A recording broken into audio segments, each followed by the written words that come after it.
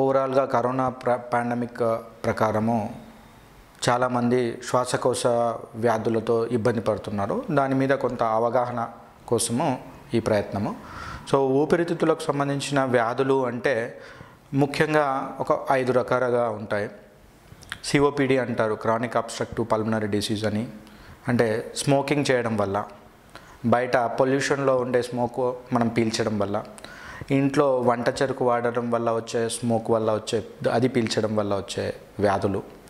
Asthma అంటే ఉబ్బసం వల్ల వచ్చే వ్యాధులు. కొన్ని జెనెటికల్గా డిసైడ్ అయ్యే కొన్ని కంజెనిటల్ బ్రాంకిక్టైసిస్ అంటాము. అంటే ఊపిరితిత్తుల్లో స్పాంజ్ లాగా ఉండాల్సిన ఊపిరితిత్తులు రంధ్రాలు పడిపోవడం వల్ల తరచుగా శ్వాసకోశ ఇన్ఫెక్షన్స్ రావడము, నిమోనియాలు రావడము, అలాంటివి కంజెనిటల్గా అంటే బై బర్త్ ప్రాబ్లం ఉండడము. అలాంటి వాళ్ళు ఎదుగుదలలో కూడా కొంత ఆటంకం ఏర్పడడము, ఇలాంటివన్నీ శ్వాసకోశ వ్యాధుల కింద వస్తాయి మెయిన్గా. ఇవి కాకుండా ట్యూబర్క్యులోసిస్, క్షయ అనే వ్యాధి ఎలాగో ఫస్ట్ ఎఫెక్ట్ అయ్యేది ఊపిరితిత్తులకి. అది కాకుండా బాడీలో ఇతర అవయవాలకు కూడా అది ఎఫెక్ట్ అవుతుంది. కానీ ముఖ్యంగా ఎఫెక్ట్ అయ్యేది మాత్రం క్షయ ఊపిరితిత్తులకు. ఈ మెయిన్ వ్యాధులు కాకుండా కొన్ని ఆక్యుపేషనల్ డిసీజెస్ అంటాము. అంటే పర్టికులర్ ఇండస్ట్రీలో, పరిశ్రమల్లో పనిచేసే వాళ్ళు, కొన్ని కాగిత పరిశ్రమలో పనిచేసే వాళ్ళకు బెగాసోసిస్ అని, కాటన్ ఈ పట్టు పరిశ్రమలో వీటిలలో పనిచేసే వాటికి బెసినోసిస్ అని, అలా కొన్ని వాళ్ళు పనిచేసే పరిశ్రమల్లో ఉన్న వాతావరణంలో ఉన్న కాలుష్యం వల్ల వచ్చే కొన్ని ఊపిరితిత్తుల వ్యాధులు ఉంటాయి. వాటిని ఆక్యుపేషనల్ లంగ్ డిసీజెస్ అంటారు. ఇవన్నీ కాకుండా లంగ్ క్యాన్సర్ అనేది కూడా ఉంటుంది. సో లంగ్ క్యాన్సర్ అనేది మోస్ట్ కామన్గా ఉండే క్యాన్సర్లో అదొకటి. సో ఇది ఏజ్ 20 years ఏజ్ నుంచి 60 years ఏజ్ మధ్యలో వేరియేషన్ ఉంటుంది. స్మోకర్స్లో కామన్గా వస్తుంది. స్మోకర్స్ రాని వాళ్ళకు కూడా, చేయని వాళ్ళకు కూడా లంగ్ క్యాన్సర్ ఉండొచ్చు. ఈ రకంగా మనం 5 రకాల శ్వాసకోశ వ్యాధులను డివైడ్ చేస్తే దాంట్లో ముఖ్యంగా ఈ అలర్జీ వల్ల వచ్చే వ్యాధులు ఎక్కువగా ఇబ్బంది పడతారు. ఇండియా లాంటి ఈ endemic countries, TB endemic countries, ఈ పర్టికులర్ సౌత్ ఈస్ట్ ఏషియా ఈ వాటిల్లో టీబీ అనేది కామన్గా ఉంటుంది. ఫారిన్ కంట్రీస్లో లంగ్ క్యాన్సర్ అనేది కామన్గా ఉంటుంది. ఆస్తమా మనం అనుకున్నట్టు ఇప్పుడు ఉన్న వాటిలలో ఉబ్బసం అంటారు దీన్ని తెలుగులో. సో బ్రాంకియల్ ఆస్తమా అని ఇంగ్లీష్లో అంటారు. సో ఈ బ్రాంకియల్ ఆస్తమా అనేది రకరకాలుగా రావచ్చు. కొంతమంది జెనెటికల్గా రావచ్చు, అంటే ఫెమిలియల్ వంశపారంపర్యం అనే అవకాశం అయితే ఉంటుంది.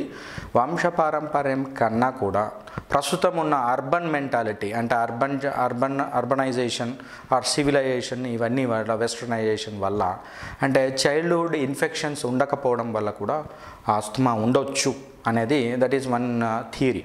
So most of the times compare to విలేజెస్లో పోలిస్తే అర్బన్ చైల్డ్, సిటీలో పెరిగే పిల్లల్లో ఆస్తమా లక్షణాలు కానీ ఆస్తమా వచ్చే అవకాశాలు కానీ ఎక్కువగా ఉంటాయి. సో ఆస్తమాకున్న మల్టిపుల్ కారణాలలో సిజేరియన్ ద్వారా డెలివరీ అయిన పిల్లల్లో, అర్బన్ చైల్డ్, నాగరిక ప్రపంచంలో మనం దైనందిక కార్యక్రమాలలో కొన్ని అలవాట్ల వల్ల రావచ్చు, వంశపారంపర్యం వల్ల రావచ్చు, బయట ఉన్న డస్ట్ వల్ల రావచ్చు. సో ఈ ఉబ్బసం అనేది ఈ కారణాల వల్ల రావచ్చు. మెయిన్గా వంశపారంపర్యం ఒకటి, తినే ఆహార నియమాలలో మార్పు వల్ల రావచ్చు, పొల్యూషన్ వల్ల రావచ్చు, అండ్ వాళ్ళ జీన్స్ అనేది కూడా ఒక ఫ్యాక్టర్ లాగా ఉంటుంది. సిలికోసిస్ అనేది కూడా ఒక రకంగా చెప్పాలంటే occupational health lung disease. Occupational lung disease అంటే పర్టికులర్గా సిలికా అంటే it is nothing but silica is nothing but ఇసుక అంటాం కదా, ఆ పర్టికులర్ పార్టికల్స్ అన్నట్టు. సో స్టోన్ క్రషింగ్ డిపార్ట్మెంట్లో కానీ, ఆ సిలికా అంటే ఆస్బెస్టాస్, ఈ పర్టికులర్ సిమెంట్ ఫ్యాక్టరీస్, ఇలాంటి వాటిల్లో కొన్ని అంటే రాతితో సంబంధించిన పరిశ్రమల్లో ఈ సిలికోసిస్ అనేది వచ్చే అవకాశం ఉంటుంది. సిలికోసిస్ ఏ రకంగా ఊపిరితిత్తులకు సంబంధించింది అంటే, సిలికా పార్టికల్స్ అనేవి ఒక సైజులో ఉన్న పార్టికల్స్ను మన నోరు ద్వారా మనం మింగేయడము, ఉమ్మియడము ద్వారా బయటకు పంపించేస్తాం. కానీ అంతకన్నా చిన్న సైజులో ఉన్న ఇసుక రేణువులు ఏవైతే ఉన్నాయో అవి లోపలికి పీల్చుకోవడం వల్ల ఊపిరితిత్తుల్లో అవి డిపాజిట్ కావడం వల్ల ఆ పర్టికులర్ ఇసుక పార్టికల్స్, ఆ సిలికా పార్టికల్స్ ఏవైతే ఉన్నాయో ఇసుక రేణువులు అవి అక్కడ ఉన్న ఇమ్యూనిటీని దెబ్బతీస్తాయి. ఎప్పుడైతే ఆ ఇమ్యూనిటీ దెబ్బతింటుందో బ్యాక్టీరియా, పర్టికులర్లీ టీబీ అనే బ్యాక్టీరియా సిలికాసిస్ ఉన్న వాళ్ళల్లో ఎక్కువగా వచ్చే అవకాశం ఉందని అధ్యయనాలు వెల్లడిస్తున్నాయి. సో ఓవరాల్గా సిలికోసిస్ వల్ల నష్టాలు ఏంటి? అది అక్కడ డిపాజిట్ కావడం వల్ల లంగ్స్ స్పాంజ్ లాగా ఉండాలి. ఒక ఫర్ ఎగ్జాంపుల్ కుడివైపు రైట్ లంగ్, లెఫ్ట్ లంగ్ అలా తీసుకుంటే almost millions of the alveoli అంటే చిన్న గాలిగొట్టాలు ఏవైతే గాలిగొట్టాలు ఉన్నాయో అవి గాలి బుడగల్లాగా డివైడ్ అవుతాయి. అట్లా గాలి బుడగల్లాగా డివైడ్ అయినను వాటిని ఆల్వియోలై అంటాం. అలాంటి alveoli millions right side, left side ఉంటాయి. ఆ మిలియన్స్ ఆల్వియోలై స్పాంజ్ లాగా ఉన్నప్పుడు తీసుకున్న గాలిలో ఉన్న ఆక్సిజన్ అనేది లంగ్స్లో ద్వారా బ్లడ్లోకి ఫిల్టర్ అయిపోయి అక్కడ ఉన్న కార్బన్ డైఆక్సైడ్ బయటికి రావాలి. అవి స్పాంజ్ లాగా ఎలాస్టిసిటీ ఉన్నప్పుడు మాత్రమే ఆ పని జరుగుతుంది. ఎప్పుడైతే అవి రబ్బర్ లాగానో లేకుంటే సిమెంట్ లాగానో మారిపోతాయో అప్పుడు ఆ పని ఏదైతే ఉందో గ్యాసెస్ ఎక్స్చేంజ్ అంటాము. అంటే మంచి వాయువు లోపలికి పోవడం, చెడు వాయువు బయటికి వచ్చే పని ఏదైతే మెయిన్ ఫంక్షన్ ఉందో అది పోతుంది. ఈ సిలికోసిస్లో జరిగేది అది. స్పాంజ్ లాగా ఉండవలసిన ఊపిరితిత్తులు గట్టి పడిపోవడం వల్ల ఈ గ్యాసెస్ ఎక్స్చేంజ్ అనేది జరగకపోవడం వల్ల ఆయాసం రావడము, వాళ్ళు రొటీన్ పని చేసుకోకపోవడం జరుగుతుంది. ప్రస్తుతం ఉన్న కరోనా కూడా ఈ పర్టికులర్ కరోనాలో 100కు 80 మంది కరోనా పేషెంట్స్ నార్మల్గానే రికవరీ అవుతున్నారు. బట్ 20% ఆఫ్ ద పేషెంట్స్ మాత్రం అడ్మిట్ కావాల్సి వస్తుంది. ఈ 20%లో అట్లీస్ట్ 5% ఆఫ్ ద పేషెంట్స్కు ఆక్సిజన్ ఎక్కువ అవసరం పడి ఐసీయూలో ఉండాల్సి వస్తుంది. దానివల్ల వాళ్ళకు లంగ్ ఫైబ్రోసిస్ అంటారు, గట్టి పడిపోవడం. సో సిలికోసిస్లో ఎలా అయితే ఉంటుందో ఈ ఫైబ్రోసిస్లో కూడా అలాంటి చేంజెస్ ఉండడం వల్ల వాళ్ళకి ఇంటి దగ్గర కూడా ఆక్సిజన్ లాంగ్ టర్మ్గా కావాల్సిన అవసరం ఉంటుంది. సో ఫైబ్రోసిస్ అనేది ఒక dangerous complication of both silicosis and also corona.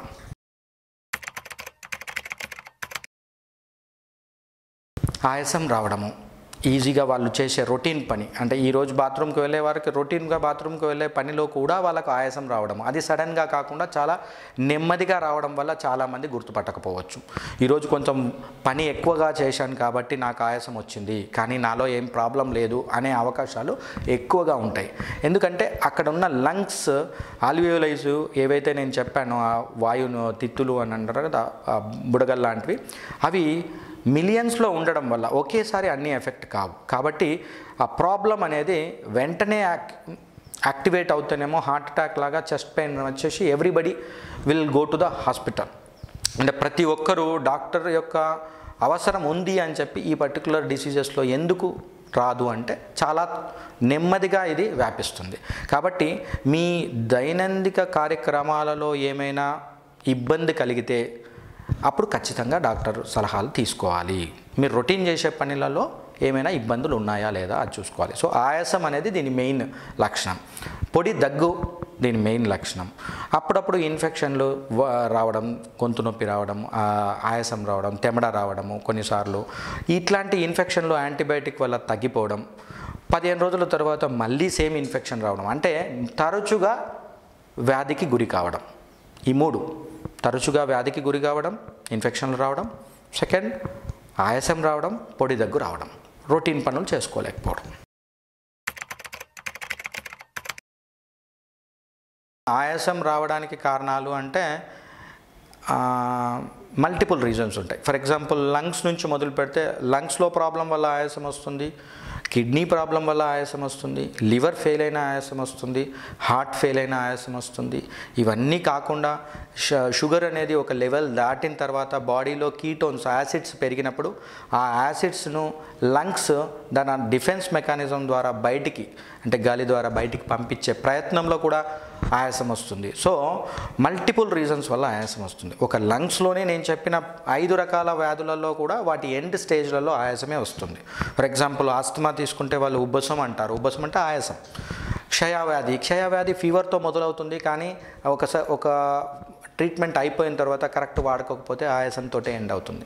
COPD అంటే ఈ స్మోకింగ్ వల్ల ఏదైతే వ్యాధి వస్తుందో, స్మోకింగ్లో వ్యాధి వాళ్ళకు మెయిన్ లక్షణాలు 2 ఉంటాయి. ఒకటి పొడి దగ్గు తరచుగా రావడం. నాకు దగ్గు కామన్ అని చెప్తాడు ప్రతి స్మోకర్. కామన్ అని ఎందుకు అంటున్నారు? అది కామన్ అంటే నార్మల్ అని కాదు. ప్రతిసారి బాడీ ఆ పర్టికులర్ మనిషికి వార్నింగ్ ఇస్తుంది దగ్గు రూపంలో. సో ఆ ఇరిటెంట్ వల్ల దగ్గు వస్తుంది. ఆ దగ్గు అనేది ఒక లక్షణం. సో ఈ ఊపిరితిత్తుల వ్యాధులే కాకుండా హార్ట్ ఫెయిల్ అయినప్పుడు కూడా ఆయాసమే వస్తుంది. కొంతమందికి డయాలసిస్ పేషెంట్స్ ఉంటారు. ఈరోజు చేయాల్సిన డయాలసిస్ వారానికి 3 సార్లు డయాలసిస్ ఉంటుంది. వాళ్ళకి ఏవైనా కుదరని పరిస్థితుల్లో డయాలసిస్ వారానికి 2 సార్లే చేసుకుంటే బాడీలో మూత్రపిండాలు చేయాల్సిన పని అవి చేయకపోవడం వల్ల బాడీలో వాటర్ అంతా అక్యుములేట్ కావడం వల్ల నీరు అప్పుడు కూడా ఆయాసమే వస్తుంది. లివర్ ఫెయిల్యూర్ ఉన్న వాళ్ళకు ఆయాసమే వస్తుంది. ప్రోటీన్స్ తక్కువ ఉన్న బాడీలో వాటర్ చేరి ఆయాసమే వస్తుంది. సో ఆయాసం రావడానికి మల్టిపుల్ రీజన్స్, చాలా కారణాలు. ఆ కారణాలలో ఊపిరితిత్తులు ప్రధాన కారణాలు.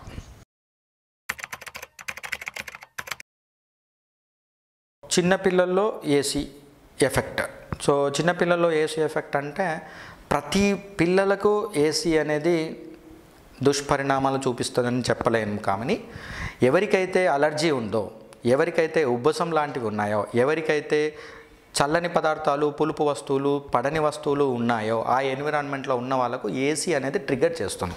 అంటే ఫర్ ఎగ్జాంపుల్ 3 వాతావరణ కాలాలలో 3 సీజన్లో ఓన్లీ చలికాలమే వాళ్ళకి ఎందుకు ఇబ్బంది వస్తుంది అంటే ఉబ్బసం ఉన్న వాళ్ళకు వాతావరణం టెంపరేచర్ తగ్గినప్పుడు లోపల ఉన్న ఆ పర్టికులర్ ఆస్మాటిక్ ప్రెషర్స్ అంటారు. ఆస్మాటిక్ ప్రెషర్స్లో చేంజ్ ఉండడం వల్ల ఈస్నోఫిల్స్ అనేవి ఎక్కువగా రిలీజ్ అయ్యే ఛాన్స్ ఉంటుంది. ఈస్నోఫిల్స్ అనేవి మెయిన్ కల్ప్రిట్స్, మెయిన్ ముఖ్య కారణాలు. దానివల్ల తుమ్ములు రావడము, దానివల్ల ఆయాసం రావడము, దానివల్ల కఫం రావడము జరుగుతుంది. So asthma or any obstructive allergies, lung allergies ఉన్న వాళ్ళకు, డస్ట్ అలర్జీ ఉన్న వాళ్ళకు కోల్డ్ వాతావరణం అంత మంచిది కాదు. దానివల్లనే వస్తుందని, కానీ ఏసీ వల్ల ఉబ్బసం రాదు. బట్ ఉబ్బసం వచ్చిన వాళ్ళకి మాత్రం ఏసీ మంచిది కాదు. సో ఏసీ అందరికీ కొంతమందికి పడనప్పుడు అందరం అవాయిడ్ చేయాల్సిన అవసరం ఉందా అనేది అడగవచ్చు. సో ఏసీ అనేది it is a artificial. Any artificial ఎక్కువ టైం ఎక్స్పోజ్ కావడం అంత సేఫ్ కాదు ఎవ్రీబడి.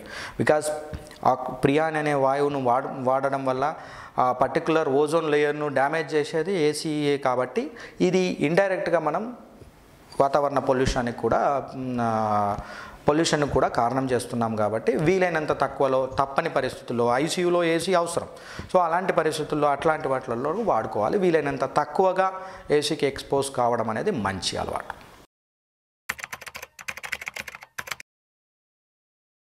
సో ప్రస్తుతం ఉన్న కాలుష్యానికి కారణం ఏంటి అనేది చూసి ఆ విధంగా కాపాడాలి. ఫర్ ఎగ్జాంపుల్ ఫస్ట్ కారణం వచ్చేసి మన వెహికల్స్. ఈ వెహికల్స్లో వీలైనంత వరకు ప్రతి చిన్నదానికి ఆ వెహికల్ని అవాయిడ్ చేయడము, సైకిల్స్ లాంటివి తీసుకోవడము, సో ఎలక్ట్రిక్ మోటార్ వెహికల్స్ వాడడము. ఈ పొల్యూషన్ పర్టికులర్ మెయిన్ పొల్యూషన్ వచ్చేసి వెహికల్స్. ఈ పర్టికులర్ కరోనా టైంలో లాక్డౌన్ వల్ల వాతావరణ పొల్యూషన్ అనేది చాలా గణనీయమైన మార్పులు వచ్చాయని చెప్పి రికార్డ్స్ చెప్తున్నాయి. దట్ మీన్స్ ఈ పర్టికులర్గా ఈ ఏదైతే వాహనాలు ఉన్నాయో ఆ రిలేటెడ్ పొల్యూషన్ను మనం అవాయిడ్ చేయాలి. మాస్క్ పెట్టుకోవడం ఒక రీజన్, అండ్ వాటిని ఎక్కువగా యూజ్ చేయకపోవడం కూడా మెయిన్ వస్తుంది. అండ్ వంట చెరుకును వాడకపోవడం, అంటే ఈ కుకింగ్ వాటి కోసం ఎలాగో నేచురల్ గ్యాస్ వాడుతున్నాము. అండ్ ఇవి కాకుండా ఎక్కడైనా పరిశ్రమల్లో ఆ పర్టికులర్ ప్రికాషన్స్, ప్రతి ఇండస్ట్రీకి కొన్ని ఫిక్స్డ్ ప్రిన్సిపల్స్ ఉంటాయి. ఆ పర్టికులర్ ప్రిన్సిపల్స్ను ఫాలో కావాలి. లేదా వాళ్ళ వర్కింగ్ అవర్స్ 8 అవర్స్ అంటే 8 అవర్స్ వర్క్ చేయాలి, ఫాలోడ్ బై పర్టికులర్ రెస్ట్ ఇవ్వాలి. సో ఇవన్నీ కూడా వాతావరణంలో మనం అవాయిడ్ చేయలేని కాలుష్యాన్ని ఆపడం కోసం తీసుకోవాల్సిన జాగ్రత్తలతో పాటు మన సెల్ఫ్ జాగ్రత్తలు కూడా తీసుకోవాలి. మాస్క్ అనేది invariably not only infections but also పొల్యూషన్స్కు అది యూజ్ అవుతుంది.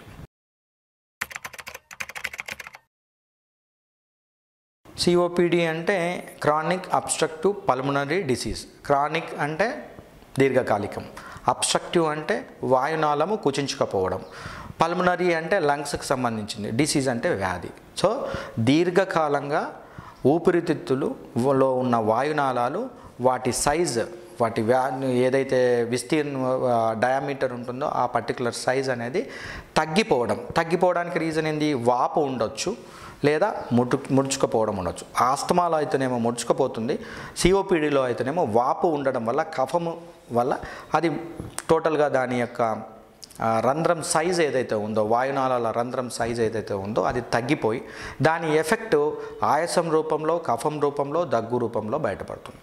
దీనికి ముఖ్య కారణాలు smoking and environmental pollution. So ఈ రెండింటి వల్ల సిఓపిడి రావచ్చు.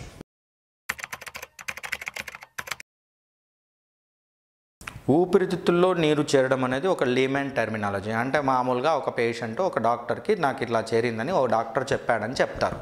సో ఊపిరితిత్తుల్లో నీరు చేయడం అంటే ఆ పర్టికులర్ ఎగ్జుడేటివ్ మెటీరియల్ అని మా భాషలో చెప్తారు.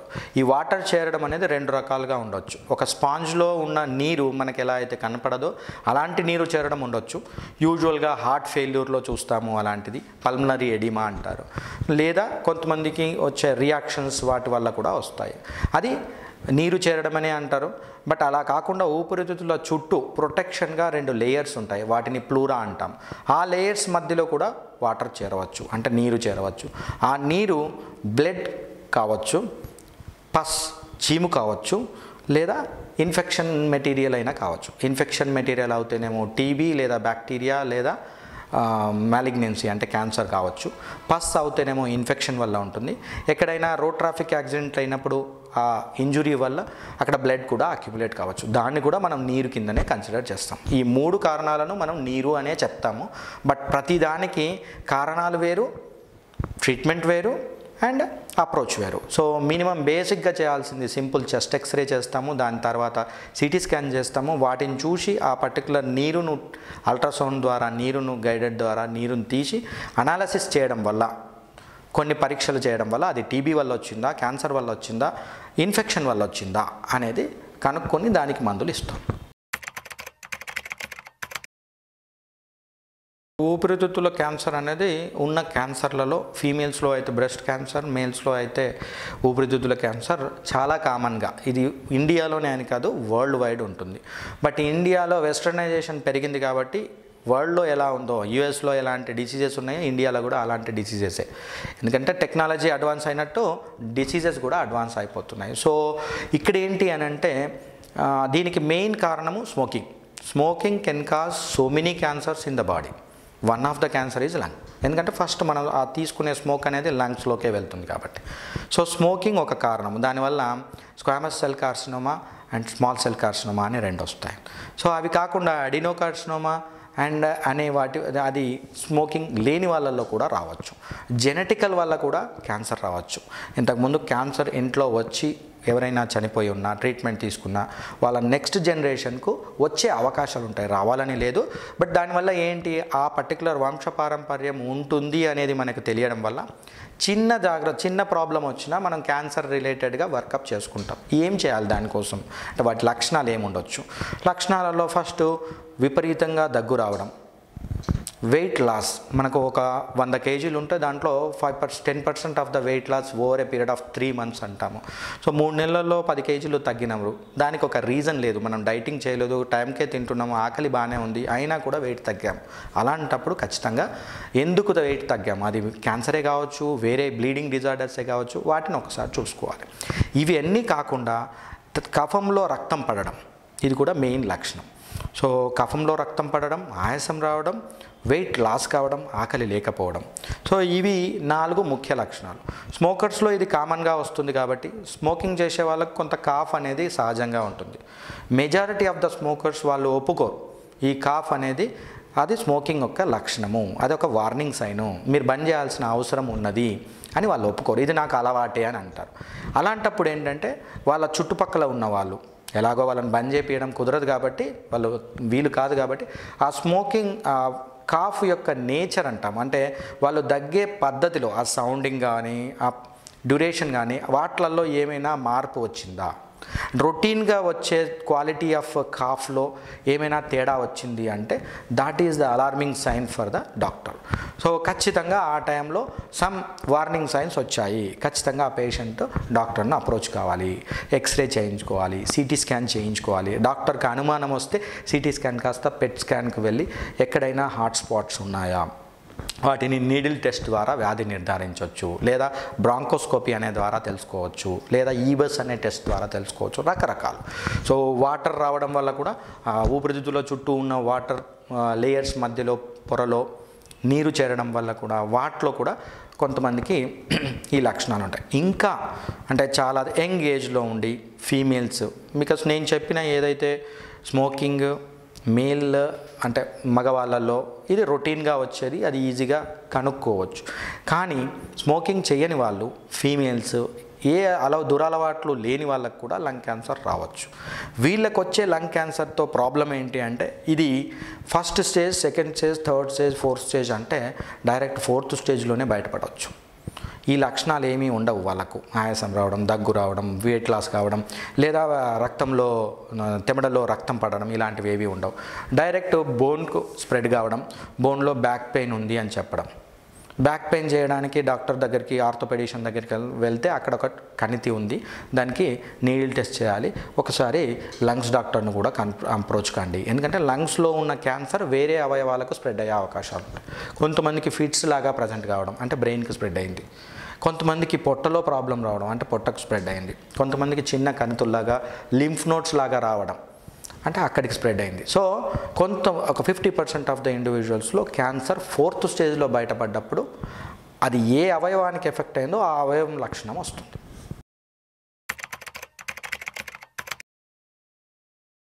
చిన్నపిల్లల్లో ఊపిరి తీసుకోకపోవడము, ఇబ్బంది కలగడం అనేది 2 స్టేజ్లో తీసుకుంటే, పుట్టగానే వచ్చే నియోనటల్ డిస్ట్రెస్ సిండ్రోమ్ అంటారు. అది వాళ్ళకు ఉమ్ము నీరు మింగడం వల్ల కావచ్చు, పర్టికులర్ టైం 9 monthsలో డెలివరీ కావాల్సిన baby, what ever the reasons, కొంచెం ముందుగా డెలివరీ అయితే లంగ్స్ అంత మెచ్యూరిటీ ఉండవు, అలాంటి సమయంలో కావచ్చు. అండ్ వాళ్ళకి ఏమైనా సడన్గా అప్పుడు వచ్చే రియాక్టివ్ ఎయిర్వే డిసీజెస్ అంటారు, అవి టెంపరీగా ఉంటాయి, వాటి వల్ల కావచ్చు. ఇవన్నీ కాకుండా రొటీన్ వైరల్ ఇన్ఫెక్షన్స్, ఇప్పుడు ఏదైతే మనం కరోనా చెప్తున్నామో అలాంటిదే రెస్పిరేటరీ సిన్సిషియల్ వైరస్ అని ఉంటుంది. అది కామన్గా చిన్నపిల్లలకు వచ్చి బ్రాంక్యోలైటిస్ అనే డిసీజ్ను, వ్యాధిని కారణం చేసి దానివల్ల కూడా ఆయాసం రావచ్చు. నిమోనియా వల్ల ఏ టైం అయినా చిన్నపిల్లలు కావచ్చు, పెద్దోళ్ళు కావచ్చు, ఆయాసము, జ్వరము రావచ్చు.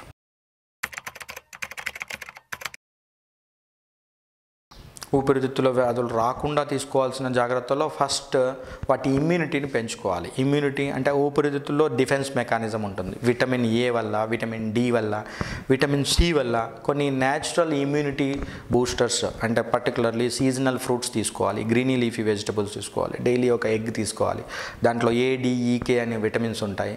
సో ఇవన్నీ కరెక్ట్ తీసుకొని శాకాహారం ఐడియల్. ఒకవేళ నాన్ వెజ్ తీసుకోవాలనుకుంటే fish will be the better.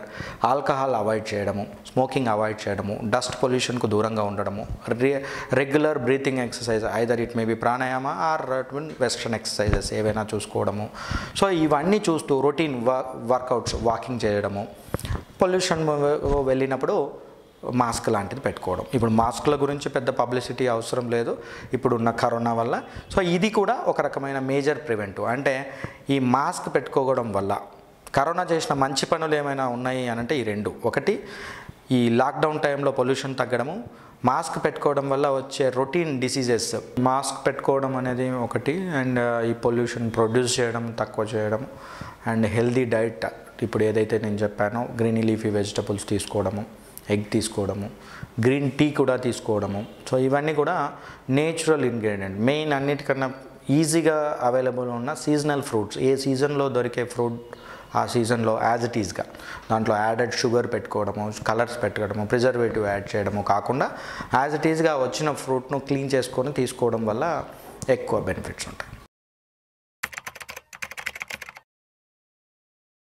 కరోనాకు సంబంధించిన వాటిలలో అది మేజర్గా రెస్పిరేటరీ డిసీజ్ అంటే శ్వాసకోశ, ఊపిరితిత్తులకు ఏదైతే ఎఫెక్ట్ అయ్యే డిసీజ్ అంటే ఊపిరితిత్తులకు ఎఫెక్ట్ అవుతుంది కాబట్టి గాలి పీల్చుకోవడం వల్ల వస్తుంది కాబట్టి ఆ సిచ్యువేషన్లో వచ్చే సోషల్ డిస్టెన్సింగ్ కానీ, మాస్క్ పెట్టుకోవడం కానీ, అండ్ శానిటైజర్ రిపీటెడ్గా వాడడం కానీ, అండ్ రొటీన్గా తీసుకునే కొంచెం ఏదైనా దగ్గు ఉండి జ్వరం ఉండి ఎక్కువగా నెగ్లెక్ట్ చేయకుండా నియర్ బై హాస్పిటల్కు వెళ్ళి వ్యాధి నిర్ధారణ చేయించుకొని మిగతా వాళ్ళకు దూరంగా ఉండడము. ఫస్ట్ ఆఫ్ ఆల్ మా సోషల్ రెస్పాన్సిబిలిటీ, మన ఇండివిజువల్ రెస్పాన్సిబిలిటీ, సోషల్ రెస్పాన్సిబిలిటీ అనేది మేజర్ రోల్ క్రియేట్ చేస్తుంది. ఇక జాగ్రత్తల విషయంలో హెల్దీ డైట్ తీసుకోవడం వల్ల ఇది రాకుండా ఉండే ఛాన్స్ ఉంటుంది. ఈ జాగ్రత్తలు తీసుకుంటూ హెల్దీ డైట్ తీసుకోవడము, ఏదైతే కొన్ని లక్షణాలు బాడీ సీవియర్గా పెయిన్స్ రావడము, ఫీవర్ ఉండడము, డ్రై కాఫ్ ఉండడము, ఈ మూడు చాలా కామన్గా చూస్తున్నాం. లేదా స్మెల్ రాకపోవడము, టేస్ట్ లేకపోవడం, ఇవన్నీ అంటే స్టార్టింగ్ స్టేజ్లో వచ్చే వ్యాధి లక్షణాలు. ఈ లక్షణాల్లో ఏది వచ్చినా నియర్ బై వెళ్ళాలి, వ్యాధి నిర్ధారణ చేసుకోవాలి. ఒకవేళ పాజిటివ్ వచ్చిందంటే దాన్ని యాక్సెప్ట్ చేయాలి. నాకు రాలేదు, రిపోర్ట్ తప్పు. చాలామంది క్లెయిమ్ చేసేది అదే, రిపోర్ట్ తప్పు. గుర్తుపెట్టుకోవాల్సిన విషయం ఏంటంటే కరోనాలో చేసే రిపోర్ట్లో 2 రకాల రిజల్ట్స్ వస్తాయి, ఒకటి పాజిటివ్, ఇంకోటి నెగిటివ్. ఆర్టీపీసీఆర్ అనే టెస్ట్ యొక్క ప్రత్యేకత ఏంటి అంటే అది పాజిటివ్ వచ్చిందంటే పాజిటివ్ అనేది కరెక్ట్ పాజిటివ్. నెగిటివ్ వస్తే అనుమానం ఉండొచ్చు, మళ్ళీ ఒక వారం తర్వాతనో 2 రోజుల తర్వాతనో వేరే వ్యాధి లక్షణాలు, ఆ లక్షణాలు ఇంకా ఎక్కువ ఉన్నాయి, డాక్టర్కి అనుమానం ఉందంటే రెండోసారి చేయాలి తప్ప పాజిటివ్ వచ్చిన దాన్ని నాకు రాలేదు, ఇది నాది కాదు, పక్కవాడి వల్ల వచ్చింది, లేదా అది తప్పు చేశారు, ఇలా కాదు. సో ఆ వ్యాధి నిర్ధారణ అయి వచ్చిన వెంటనే ఫస్ట్ ఇంట్లో వాళ్ళకు దూరంగా ఉండడం, పర్టికులర్లీ పెద్దవాళ్ళకు దూరంగా ఉండడం. ఇక్కడ పెద్దవాళ్ళకు దూరంగా ఉండడం అంటే మన వల్ల వాళ్ళకు వస్తుందని, వాళ్ళ వల్ల మనకు వస్తుందని కాదు. ఈ విషయంలో నేను ఈ పర్టికులర్ ఛానల్ ముఖంగా నేను చెప్పదలుచుకున్నది ఏంటి అంటే చిన్నపిల్లలు ఎవరైతే మనం గారాబం చేస్తామో, ముద్దు చేస్తామో, ఈ వీళ్ళ వల్ల మధ్యస్థ వయస్సులు వాళ్ళ నుంచి పెద్ద వయసు ఉన్న వాళ్ళకు ఈజీగా స్ప్రెడ్ అవుతుంది. అంటే మెయిన్ కల్ప్రిట్ ఆర్ మెయిన్ దోషులు ఎవరు అంటే పిల్లలే. మనం ఏమి ఆలోచిస్తామో పిల్లలకు రాకుంటే బాగుండు అనుకోడు. కరోనా ఒక ఏదైతే వ్యాధి పిల్లలను పెద్దగా ఎఫెక్ట్ చేయట్లేదు, అనుకున్నంతగా సీవియర్గా ఉండట్లేదు. కాబట్టి పిల్లల గురించి భయపడాల్సిన పని లేదు. అలా అని పిల్లల్ని నెగ్లెక్ట్ చేయమని కాదు, బట్ పిల్లలని పెద్దవాళ్లకు, వృద్ధులకు, ఇంట్లో ఉండే అమ్మమ్మ, నానమ్మ, తాతయ్య వీళ్ళకు దూరంగా ఉంచడం బెటర్. ఎందుకు అంటే ఆ ఏజ్ 60 అబోవ్ ఉన్న వాళ్ళు, రిటైర్డ్ అయిన వాళ్ళు ఇంట్లోనే ఉంటారు. బట్ బయటికి వెళ్ళి వచ్చే వాళ్ళు పిల్లలు కాదు, పెద్దవాళ్ళు కాదు, ఈ మధ్యస్థం ఉన్నవాళ్ళు ఎవరైతే డిపెండెంట్ ఫ్యామిలీ వాళ్ళ మీద ఆధారపడిన వాళ్ళు వెళ్ళొచ్చి పిల్లల ద్వారా, పిల్లలు అసిమ్టమాటిక్ క్యారియర్స్ అంటాం, అంటే వాళ్ళకి ఏ లక్షణాలు బయటపడవు. బికాస్ వాళ్ళ ఇమ్యూనిటీ వల్ల, మెచ్యూరిటీ ఉండకపోవడం వల్ల వ్యాధి లక్షణాలు ఏమీ ఉండవు. అలాంటప్పుడు వాళ్ళను వాళ్ళ తల్లిదండ్రులు ముద్దు చేస్తారు, వాళ్ళ తాత వాళ్ళు ముద్దు చేస్తారు. తల్లిదండ్రుల నుంచి పిల్లలకు, పిల్లల నుంచి తాతకు ఈజీగా వచ్చే అవకాశాలు ఉంటాయి. ఇక్కడ మిగతా ఫస్ట్ 2 జనరేషన్స్ చిన్న ఏజ్ గ్రూప్ వాళ్ళు రికవరీ అవుతారు, పెద్ద ఏజ్ గ్రూప్ వాళ్ళు రికవరీ కారు. కాబట్టి పెద్దవాళ్ళను దూరంగా పెట్టడము, బట్ ఎమోషనల్గా దూరంగా పెట్టకుండా వాళ్ళకి కాంటాక్ట్లో ఉండడం, ఇది మెయిన్ తీసుకోవాల్సిన జాగ్రత్త. తీసుకోకూడని జాగ్రత్తలు ఏంటి? కొంతమంది ఏమిటి, ఉప్పే తినొద్దు, కషాయాలే తాగాలి, అండ్ నిమ్మకాయ రసమే తీసుకోవాలి, తేనె కలుపుకొని తాగాలి, ఓన్లీ అదే తీసుకోవాలి.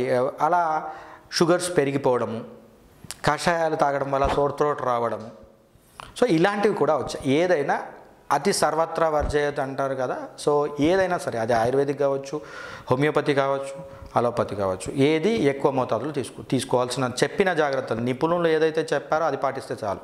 అంతేకాని అంతకన్నా ఎక్కువ ఇంకా అసలే రావద్దు నాకు అని చెప్పి ఎక్కువ తీసుకోవడం వల్ల పెద్దగా ఉపయోగం ఉండదు. So diet, routine exercises, protection from the pollution, ఇవి 3 మెయిన్ జాగ్రత్తలు. సో ఇప్పుడు మనకు కరోనా అనేది మేము చూడడం మొదలుపెట్టింది మార్చి నుంచి. సో పీక్ సీజన్ జూన్ జూలైలో బాగా ఎక్కువ వచ్చాయి. ఇప్పుడు కేసెస్ తగ్గాయి అనేది కరెక్ట్ చెప్పాలంటే మా హాస్పిటల్లో, నేను పనిచేసే హాస్పిటల్లో కొన్ని కేసెస్ లోడ్ తగ్గింది.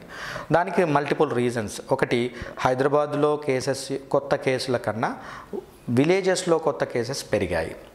2, మల్టిపుల్ హాస్పిటల్స్, ఇంతకుముందు తీసుకునే హాస్పిటల్స్ కాకుండా మల్టిపుల్ హాస్పిటల్స్కు కేసెస్ డిస్ట్రిబ్యూట్ అయ్యాయి. 3, 80% ఆఫ్ ద కరోనా పేషెంట్స్ ఇంట్లోనే ట్రీట్మెంట్ తీసుకుంటున్నారు కాబట్టి ఆ కేసెస్ హాస్పిటల్కి వచ్చి చూపించుకునే అవసరం లేదు. కాబట్టి ఆ అవేర్నెస్, అంటే ప్రాపర్ మీడియా వల్ల కావచ్చు, news paper, whatever print media, electronic media వల్ల అవేర్నెస్, అవగాహన రావడం వల్ల మార్చిలో ఉన్న భయం కాస్త అవగాహనగా మారి కొంత అర్థం చేసుకుంటున్నారు. సో దానివల్ల కూడా కేసు ఓవరాల్గా కొంత తగ్గింది. సో వీటిలలో మేము చూస్తున్న లక్షణాలు, ఫస్ట్ స్టార్టింగ్లో సింపుల్ లక్షణాలు, ఫీవర్ అనేది వచ్చింది. అప్పటి నుంచి ఇప్పటి వరకు వాళ్ళు వచ్చే విధానంలో కానీ, ప్రజెంట్ అయ్యే విధానంలో కానీ మార్పు ఏమాత్రం లేనిది ఏంటి అంటే ఫీవర్. అంటే ఈ కాలంలో ఫీవర్ వచ్చింది అంటే ఫస్ట్ కరోనా ఉందా లేదా రూల్ అవుట్ చేసుకోవడం. ఈ ఫీవర్ నాకు అలాంటిది కాదు, నాకు ఫీవర్ వస్తూనే ఉంటుంది, 2 నెలలకు ఒకసారి ఫీవర్ వస్తుంది, యాంటీబయాటిక్స్ వేసుకుంటే తగ్గిపోతుంది అని నెగ్లెక్ట్ చేయొద్దు, ఫస్ట్ పాయింట్. సెకండ్, స్మెల్ రాకపోవడము, టేస్ట్ రాకపోవడము అనేది కూడా వీటి లక్షణాలే. బట్ జలుబు ఉన్న వాళ్ళకి అది రావచ్చు, మామూలు జలుబు కావచ్చు, కరోనా వల్ల కూడా కావచ్చు. కాబట్టి ఎక్కువ రోజులు ఉంది అని అంటే మాత్రం రూల్ అవుట్ చేసుకోవడం బెటర్. అండ్ స్టార్టింగ్ స్టేజ్లో ఉన్నప్పుడే ఇంటి వాళ్ళకు సపరేట్గా ఉండడం బెటర్. ఎందుకంటే రిపోర్ట్ వచ్చే టయానికి మనం వాళ్ళకు స్ప్రెడ్ కావడానికి రీజన్స్ కావద్దు. And third point, cough, dry cough ఉండొచ్చు. ఇవన్నీ కాకుండా సీవియర్గా బాడీ పెయిన్స్ ఉండొచ్చు. కొంతమందిలో లూజ్ మోషన్స్ ఎక్కువగా ఉండడం, పర్టికులర్లీ వైరల్ లోడ్ ఎక్కువ ఉన్న వాళ్ళల్లో కూడా కొంతమందికి మేము అబ్జర్వ్ చేస్తున్నాం. డాక్టర్స్, ఇట్లాంటి హెల్త్ కేర్ వర్కర్స్, వీళ్ళలో ఓన్లీ కాఫ్, ఫీవర్, కోల్డ్ ఇలాంటివి ఏమీ లేకుండా only body pains, loose motions వల్ల కూడా ప్రజెంట్ కావచ్చు. ఇట్లా కొంతమంది హెడేక్ వల్ల కూడా రావచ్చు. కొంతమందికి ఏ లక్షణాలు లేకుండా ఏదో షుగర్ చెకప్ కోసం వచ్చేసి వాళ్ళకు డౌట్ వచ్చినప్పుడు సిటీ స్కాన్ చేస్తే దాంట్లో లక్షణాలు కనిపించినందుకు టెస్ట్ చేస్తే పాజిటివ్ కూడా బయటపడుతుండొచ్చు. సో ఏ లక్షణాలు లేని స్టేజ్ నుంచి ఆయాసం ఉండి ఐసీయూకు అడ్మిట్ చేసే స్టేజ్ వరకు, అంటే 0 to 100 అనే ఒక స్కేల్ తీసుకుంటే ఇన్ని వేరియేషన్స్లో కరోనా ప్రజెంట్ కావచ్చు. మోస్ట్ కామన్గా, కంపల్సరీగా, వారంటీగా ఉండే ప్రజెంట్ అయ్యే లక్షణం ఏంటి అంటే జ్వరం.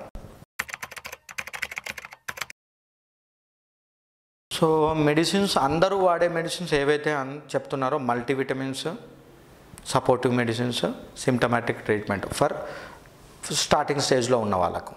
మిగతా మెడిసిన్స్ ఫ్యాబిఫ్లూ అనో, రెమిడిసివిర్ అనో, టోసిలిజుమాబ్ అనో, ఇన్ఫ్లిక్సిమాబ్ అనో, కన్వాల్సెంట్ ప్లాస్మా అనో, సపోర్టివ్ యాంటీబయాటిక్స్ లేదా హై ఫ్లో ఆక్సిజన్ అనో, వెంటిలేటర్ అనో, ఇవన్నీ కూడా ఆయా పేషెంట్స్కు వాటి తీవ్రతను వైద్య నిపుణులు నిర్ధారణ చేసిన తర్వాత, వాళ్ళు సజెస్ట్ చేసిన తర్వాత ఇవ్వాల్సిన మెడిసిన్స్. ఇంట్లో తీసుకునేవి కాదు, కౌంటర్ సేల్ డ్రగ్స్ అంటారు. మనకు రొటీన్గా ఉన్న అలవాటు ప్రకారం జలుబు వస్తే మెడికల్ షాప్కి వెళ్ళి తీసుకునే మందులు అయితే కావు. సో కామన్గా అందరూ ఏ సలహా అవసరం లేకుండా తీసుకోగలిగే మందులు ఓన్లీ విటమిన్స్ మాత్రమే. అవి కూడా ఎక్కువ మోతాదులో తీసుకోవద్దు.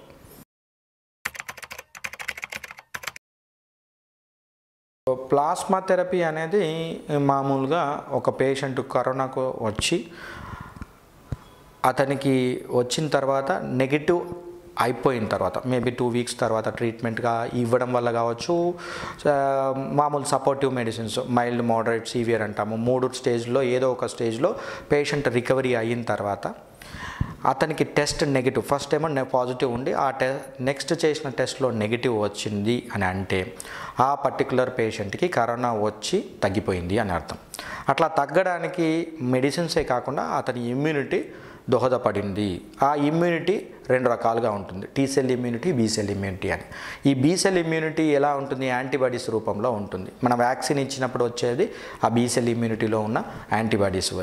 ఈ యాంటీబాడీస్ ఆ పర్టికులర్ పేషెంట్ నుంచి ఎక్స్ట్రాక్ట్ చేసి ఆ యాంటీబాడీస్ డెవలప్ అయ్యాయా లేదా చూస్తారు. ఆ పర్టికులర్ పేషెంట్ రికవరీ కావచ్చు, కానీ యాంటీబాడీస్ డెవలప్ కాలేదు అంటే he is not a donor for the plasma, he is not eligible. So ఎప్పుడైతే ఆ పేషెంట్ రికవరీ అయ్యి నెగిటివ్ వచ్చి యాంటీబాడీస్ పాజిటివ్ వచ్చి ఆ యాంటీబాడీస్ కూడా 1/170, 1/400 అబోవ్ ఉండి ఆ పర్టికులర్ టైటర్స్ ఉండాల్సిన మోతాదులో ఉంటే అలాంటి ప్లాస్మాను మనం తీసుకొని క్రిటికల్గా ఉన్న పేషెంట్కి ఇవ్వడం వల్ల బెనిఫిట్ అయ్యే అవకాశాలు ఉంటాయి అనేది ఒక అబ్జర్వేషన్. అంతేకాని plasma is not a magic bullet, it is not a definitive treatment. అలా అయితే ప్రతి పేషెంట్కి ప్లాస్మా ఇవ్వచ్చు లేదా బ్లడ్ డొనేట్ చేయొచ్చు, సినిమాలో చూపించినట్టు డొనేట్ చేసుకోవడం వల్ల రికవరీ కావచ్చు. కానీ మేము చూస్తున్న అబ్జర్వేషన్ ప్రకారం ప్రతి పేషెంట్ ప్లాస్మా వల్ల బెనిఫిట్ అవుతాడు అనేది వాస్తవానికి దూరము. 50% ఇంప్రూవ్ అవుతారు, 50% కారు. అండ్ ఏ టైంలో ఇస్తున్నాం అనేది కూడా ఇంపార్టెంట్, ఎంత యాంటీబాడీస్ దాంట్లో ఉన్నాయి అనేది కూడా ఇంపార్టెంట్.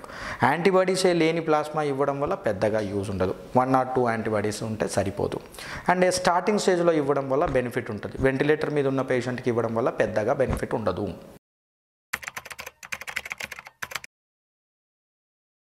ఇమ్యూనోథెరపీ అంటే యాంటీబాడీస్ను రిలేటెడ్ను టార్గెట్ చేస్తున్న ట్రీట్మెంట్ని ఇమ్యూనోథెరపీ అంటారు. యూజువల్గా అలర్జీ ఉన్న వాళ్ళని డీసెన్సిటైజ్ చేయడం కోసం ఇమ్యూనోథెరపీ ఇస్తారు.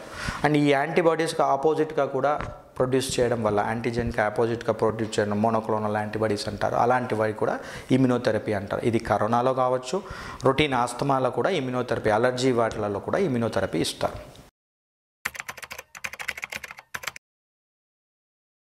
అంటే యూజువల్గా ఎనీ బాడీ స్ప్రే కావచ్చు, సెంట్ కావచ్చు, అగరబత్తీలు కావచ్చు, లేదా మన ఈ మస్కిటో కాయిల్స్, రిపలెంట్స్, ఎనీథింగ్, ఇవన్నీ కూడా కొంతమందికి సూట్ కావు. బట్ అందరికీ యునానిమస్గా అందరూ అవాయిడ్ చేయాలని ఏం లేదు. వాళ్ళకు సూట్ అవుతుంది అని అంటే వాడచ్చు, సూట్ కాని వాళ్ళు వాడకూడదు. Most of the times asthma ఉన్నవాళ్ళు, అలర్జీ ఉన్నవాళ్ళు, సీజనల్ ఈస్నోఫిలియా అంటాం, వాళ్ళకి తుమ్ములు వస్తూ ఉంటాయి, ఇలాంటివి అవాయిడ్ చేయడం బెటర్ ఆప్షన్. బట్ ఇప్పుడు ఫర్ ఎగ్జాంపుల్ అరటిపండు తినడం వల్ల కఫం వస్తుంది అని కొంతమందికి ఒక అపోహ ఉంటుంది. అలా అని చెప్పి అరటిపండులో పొటాషియం ఉంటుంది, which is useful for the hyper tension, BP పేషెంట్లకు అది యూజ్ అవుతుంది.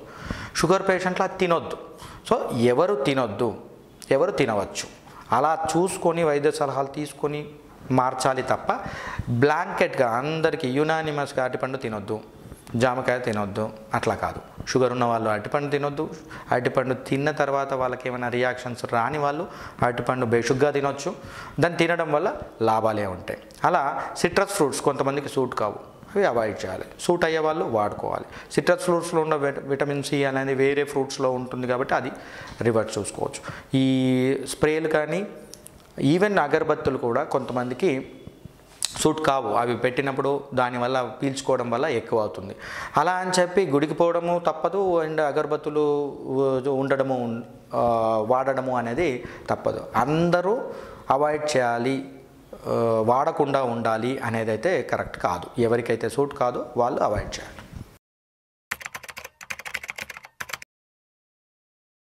శ్వాస తీసుకోవడంలో ఇబ్బందులు అంటే ఈ ఆస్తమా, సిఓపిడి, ఈవెన్ ఈ కరోనా వల్ల కూడా కొంతమందిలో శ్వాస తీసుకోవడంలో ఇబ్బందులు వస్తాయి. అండ్ టీబీ వల్ల రావచ్చు, క్యాన్సర్ వల్ల రావచ్చు. మెయిన్గా ఏంటంటే కరోనాలో 80% మెంబర్స్ ఇంట్లో ట్రీట్మెంట్ తీసుకోవచ్చు. వాళ్ళకి ఏ లక్షణాలు ఉండకపోవచ్చు, లేదా మైల్డ్ ఫీవర్ ఉండొచ్చు.